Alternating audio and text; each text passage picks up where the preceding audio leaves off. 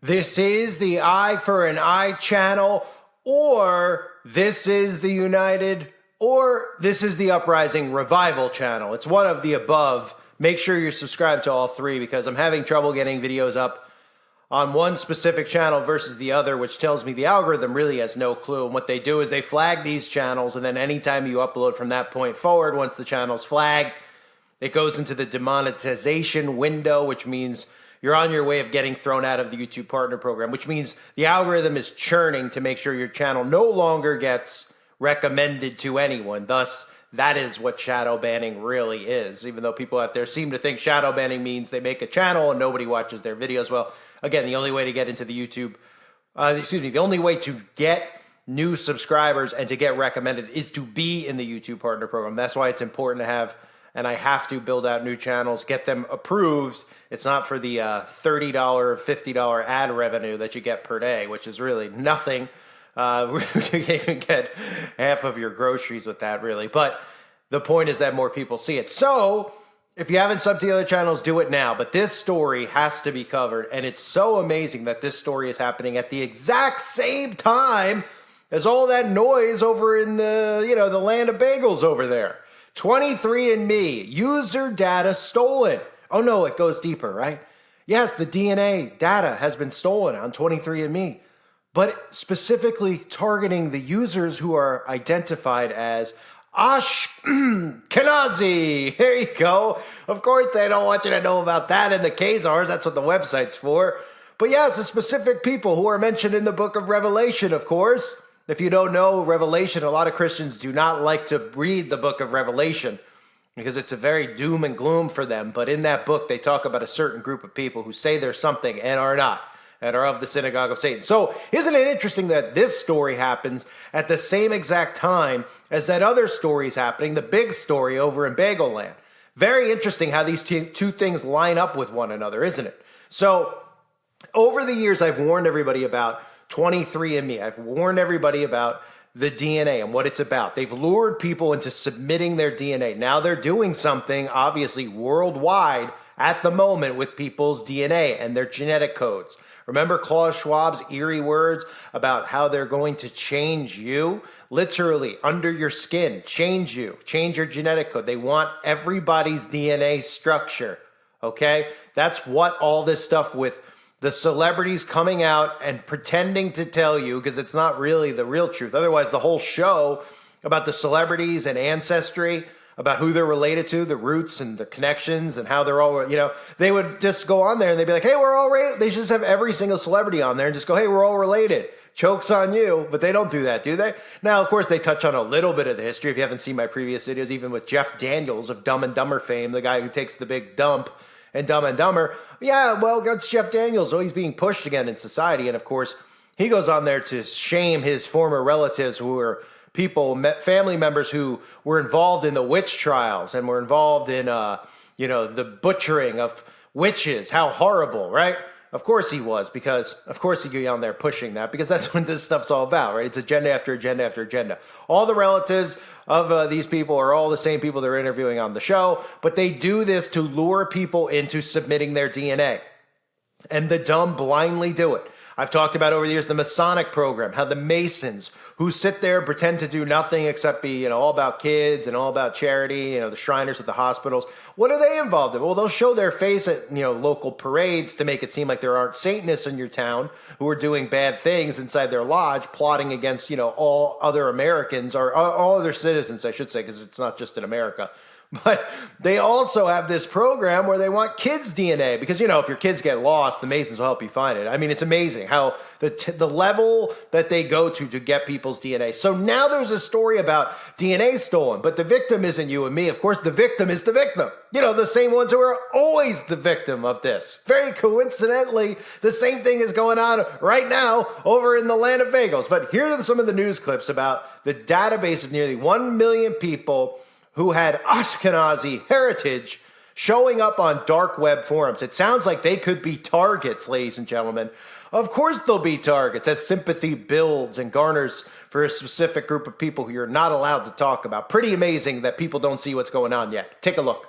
Meanwhile, a hacker is listing millions of pieces of stolen data from the family genetic site 23andMe for sale online. That information belonging mostly to people of Ashkenazi ancestry. 23andMe acknowledged the leak, but insists the company itself wasn't hit. They say the hacker took usernames and passwords from other hacked websites and tried them on 23andMe. The hacked data includes regional locations and pictures. Customers are urged to change their passwords and to use two-factor authentication. Welcome back in tonight's Tech Talk. A hacker is claiming to be selling millions of stolen data from the genetics website 23andMe. It's up for sale on underground sites, and the first batch includes information on people with Ashkenazi ancestry. 23andMe has acknowledged the leak, but said the company itself has not been breached. Instead, they say it seems the hacker collected passwords and usernames that were stolen from other hacked sites and then just tried them on 23andMe.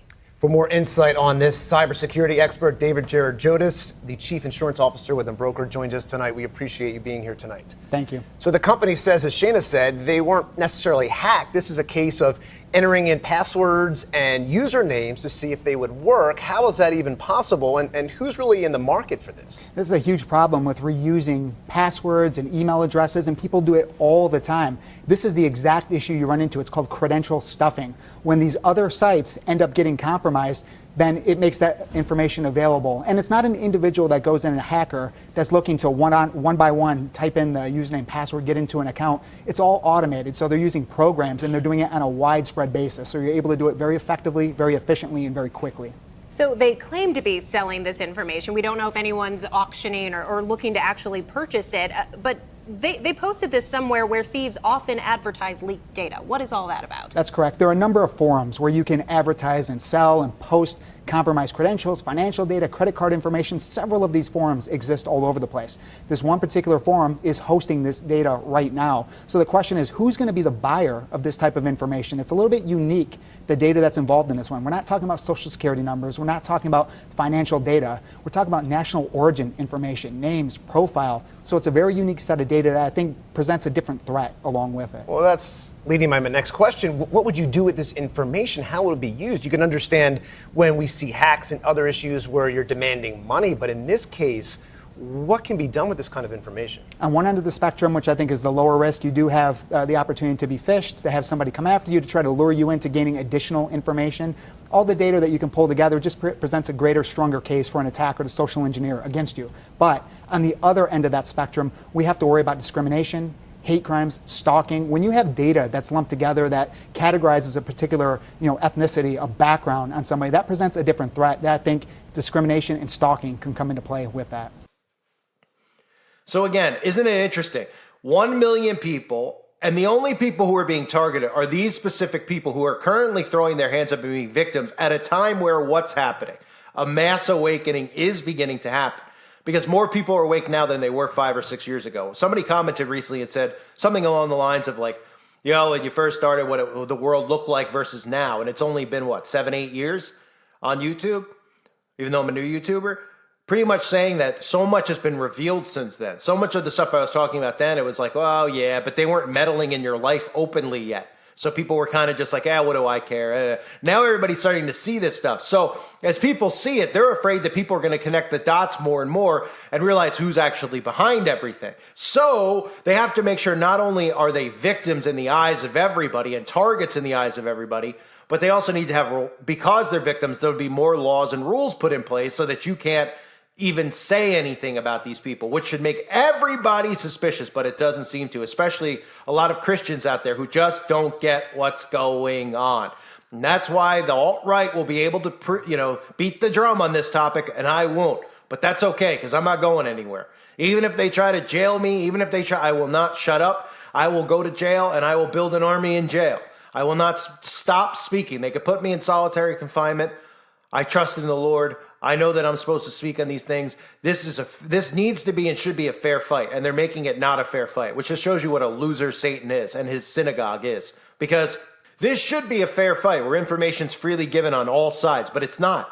it's not a fair fight. They're making it not a fair fight. And they're making it to the point where you can't ask questions about specific things that certain people are behind. And that's all the chaos in the world that they're doing, including, like I talk about on the website, Uprising Revival, for people that need to know and understand that these people are attacking their own people. Do people not get that? It's not who you think is attacking. Just like America, our government's attacking us. They're making it think that it's the people attacking one another. It's our own governments. They're attacking everyone. They've turned on the civilians. All of them are working, conspiring, making boogeymen of other countries so that nobody wakes up to who's really behind it.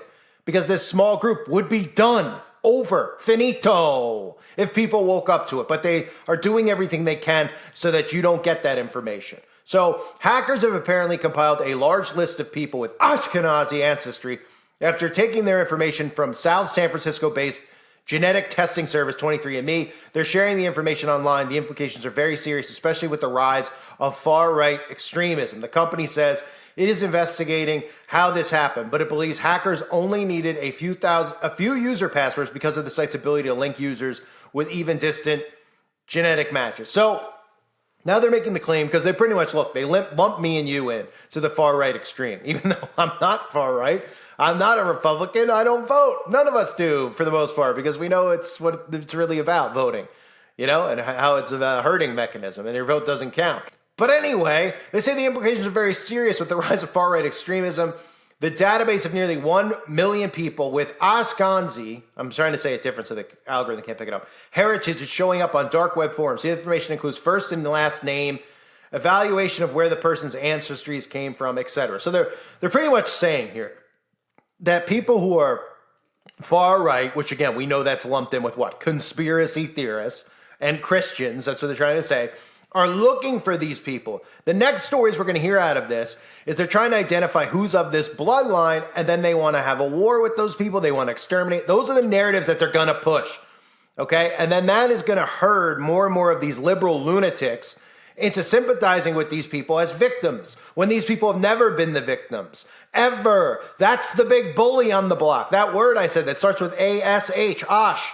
That's the bully on the block. That's the one responsible for all the chaos that's going on. It's responsible for all the perversion that's being normalized. That group, they've hijacked a certain land where bagels run prominent with cream cheese, okay?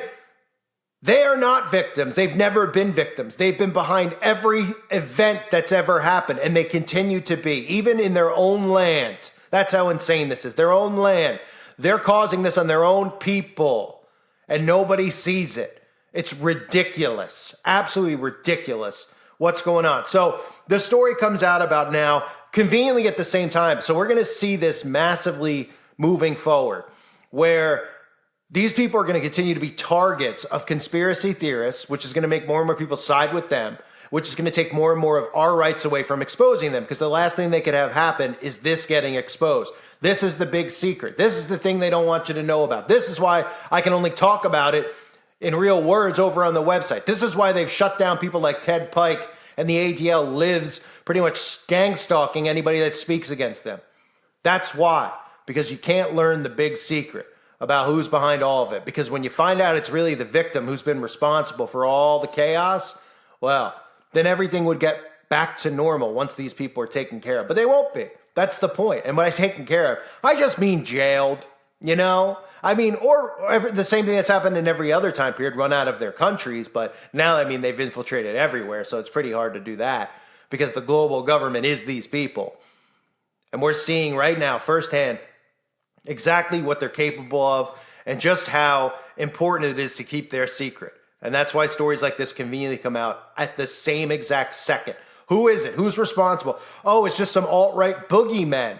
Oh, okay, so we're all going to believe it. Who are they? They're in their basement. They're hacking because they want first, last name on these people. And if they're a part of that bloodline, what could that mean? What could they possibly want it for? Well, clearly they're preparing people for some type of false flag event on these people so they can blame it on alt-right extremists, jail people, and on top of that, of course, continue to censor free speech so that you can never even say the word or you're an anti-you-know-what. That's all I'm going to say here because it's probably get a strike, whatever channel this is on. Make sure you're subbed to my other channels and make sure you join the website, Uprising Revival, if you haven't yet. I appreciate everybody being here. Hope you're doing well. God bless all of you, as always, and your families.